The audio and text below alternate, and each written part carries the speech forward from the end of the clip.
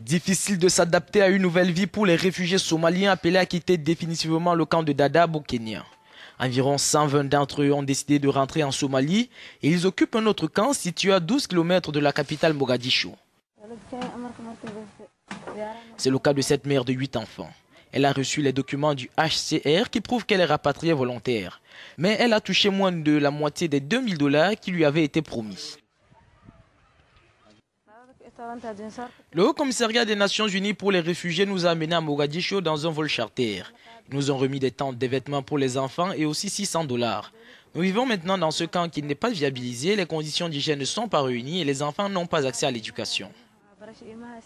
Le départ du Kenya a été un choc non seulement pour les parents mais aussi pour les enfants qui doivent à présent revoir leurs ambitions à la baisse. Au Kenya, je fréquentais une bonne école dans le camp.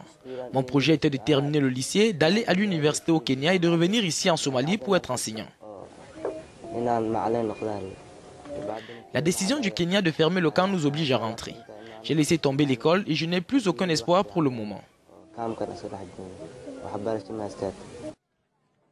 Le retour des réfugiés somaliens devrait conduire à la création de nouveaux camps en Somalie. À l'image de ceux qui vivent ici, tout le monde ne pourra pas retourner chez lui alors que les régions rurales du pays sont toujours sous le contrôle des Chebabs.